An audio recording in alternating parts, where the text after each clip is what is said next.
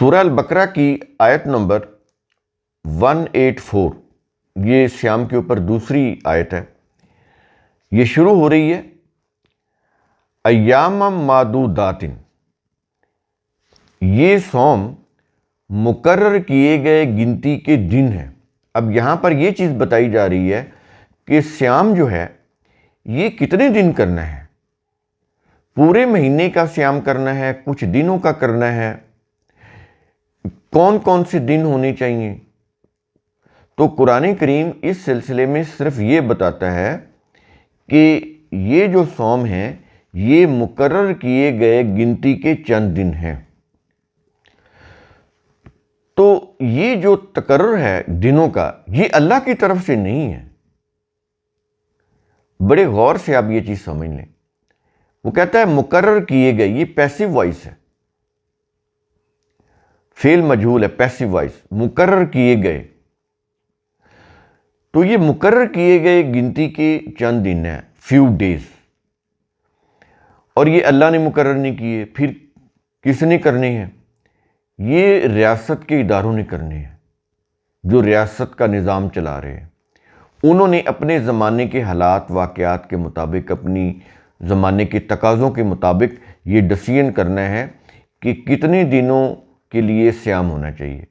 قرآن کے اندر صرف شہر رمضان ہے، یعنی رمضان کا مہینہ، لیکن اس کے دن نہیں بتائے گئے، کون سے دن وہ نہیں بتائے گئے۔ اب دن تو ہمارے ہاں جیسے ہم بولتے ہیں نا کہ جیسے سوموار، منگل، بدھ، جمعرات، ایسے یہ دنوں کے نام ہو گئے۔ نہ دنوں کے نام دیے گئے ہیں، نہ نمبر آف ڈیز یعنی دنوں کی تعداد بتائی گئی ہے۔ فیو ڈیز، کچھ دن کہے گئے ہیں۔ وہ کس نے مقرر کرنے ہیں؟ سسٹم نے، ریاست کے ان نظام نے، وہ مقرر کرے گا، ادارے مقرر کریں گے۔ ہر دور کے جو انسان ہیں وہ اپنے دور کے تقاضوں کے مطابق، عام انسان نہیں، جو ریاستی اداروں کے جو سربراہان ہیں وہ اپنے زمانے کے حالات واقعات اور تقاضوں کے مطابق دن مقرر کریں گے کہ کتنے دن اور کون کون سے دن۔ تو یہ اللہ نے مقرر نہیں کیے۔ اور یہاں پر یہ بھی چیز سمجھ آ جاتی کہ یہ جو ہے نا معدودات، اسی سے یہ عدد، ڈیجٹس، تو یہ چند دن ہیں، فیو ڈیز، پورا مہینہ نہیں ہے۔ یعنی اللہ نے یہ تو بتا دیا کہ شہر رمضان میں صیام ہے، لیکن کتنے دن ہے اس میں صرف اتنا بتایا ہے کہ چند دن ہیں۔ اگر پورے مہینے کے ہوتے تو وہ پورے مہینے کے بتاتا، تو اس نے کہا کہ پورے مہینے کے نہیں، چند دن۔ تو دنوں کی تعداد اور کون سے دن یہ ڈیفائن کریں گے ریاست کے جو ادارے ہیں، ان کے سربراہان۔ یہ چیز واضح ہوگی۔ اس کے بعد کیا یہ رہا ہے؟ فمن کان منکم مریضا، پھر تم میں سے جو کوئی بیمار ہو۔ اور اس کے بعد کیا یہ رہا کہ او علی سفر، یا سفر پر ہو۔ اب دو کنڈیشن آ گئی، ایک تو یہ ہے کہ کوئی مریض ہے، دوسرا یہ ہے کہ کوئی مسافر ہے جو سفر پر ہے، حالت سفر میں ہے۔ اس کے لیے تو یہ بتایا جا رہا ہے فَعِدَّةٌ مِّنْ أَيَّامٍ أُخَرَ، تو وہ دوسرے دنوں میں گنتی پوری کر لے۔ کہ یہ جو شہر رمضان کے اندر جو سیشن لگا ہے صیام کا، وہ بے شک اس میں وہ شامل نہیں ہو سکتا، ظاہر ہے تو نہ ہو، کیونکہ جو مریض ہے وہ گھر پہ آرام کر رہا ہے، جو مسافر ہے وہ راستے میں سفر کر رہا ہے، تو ظاہر ہے یہ سیشن تو نہیں اٹینڈ کر سکتے۔ تو پھر یہ کیا کریں گے؟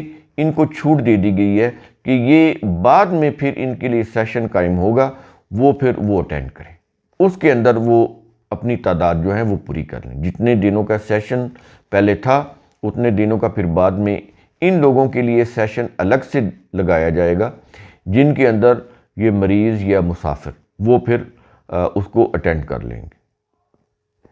یہاں تک چیز سمجھ آ گئی۔ اس کے بعد کیا یہ رہا ہے؟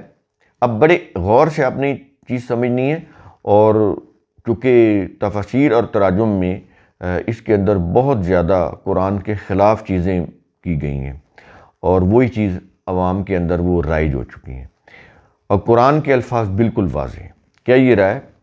وَعَلَى الَّذِينَ يُطِيقُونَهُ، اور ان لوگوں پر جو اس صوم کی طاقت رکھتے ہیں، یہ لفظ ہے وَعَلَى الَّذِينَ، اور ان لوگوں پر يُطِيقُونَهُ، جو طاقت رکھتے ہیں، وہ اشارہ صیام کی طرف ہے، جو اس صیام کرنے کی طاقت رکھتے ہیں، ان لوگوں کے لیے کیا کہہ رہا ہے؟ کہتا یہ ہے فدیۃ طعام مسکین، اس صوم کے بدلے ایک مسکین کا کھانا بطور فدیہ دینا ہے۔ بالکل کلیئر ہے الفاظ کہ جو لوگ صوم کی یا صیام کرنے کی طاقت رکھتے ہیں اور وہ نہیں رکھنا چاہتے، تو وہ پھر اس صوم کے بدلے کسی مسکین کو کھانا جو ہے بطور فدیہ کھلا دے۔ یہ ان کا رینسم ہوگا اس صیام چھوڑنے کا، کہ اگر وہ نہیں رکھنا چاہتے صیام۔ بالکل واضح ہوگی۔ اب تراجم میں، یعنی تفاسیر اور تراجم، ان میں ہے کہ اس کا ترجمہ یہ کیا ہوا ہے، اور ان لوگوں پر جو صوم کی طاقت نہیں رکھتے۔ اب یہ جو نہیں رکھتے ہیں نا، نہیں ہے، یعنی ان الفاظ میں کہیں بھی نہیں ہے، نہیں ہے ہی نہیں۔ قرآن تو یہ کہہ رہا ہے کہ جو صوم کی طاقت رکھتے ہیں، تفاسیر اور تراجم میں یہ کہا جا رہا ہے کہ جو صوم کی طاقت نہیں رکھتے، تو بالکل یہ اس کے برعکس ہے یہ چیز۔ تو ہم نے تو وہی چیز کرنی ہے جو قرآن بتا رہا ہے۔ وہ کہتا ہے کہ جو صوم کی طاقت رکھتے ہیں، تو اس کے باوجود وہ اگر صوم نہیں کرنا چاہتے تو ایک مسکین کا کھانا بطور فدیہ وہ دے دیں، ان کو کھانا کھلا دیں۔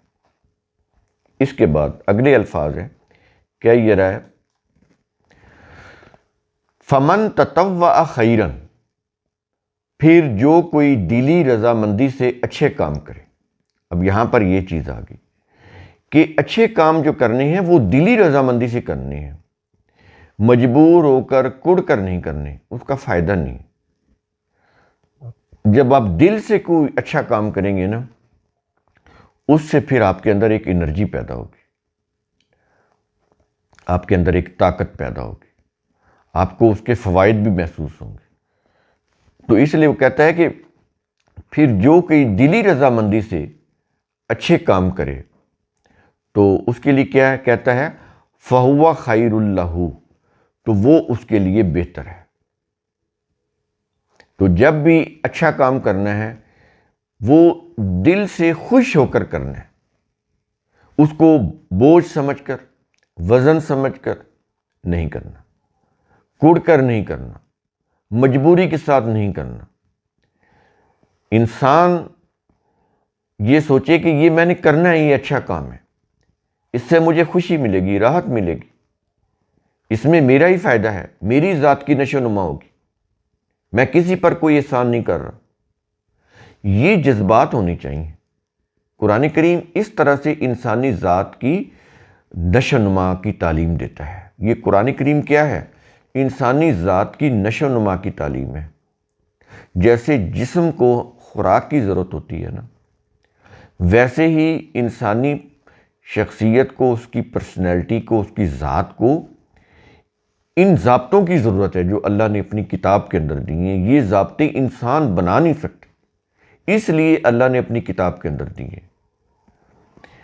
اس کے بعد کیا یہ رہا ہے وَأَن تَصُومُوا خَيْرٌ لَكُمْ، اور یہ کہ تم صیام کرو تو یہ تمہارے لیے بہتر ہے۔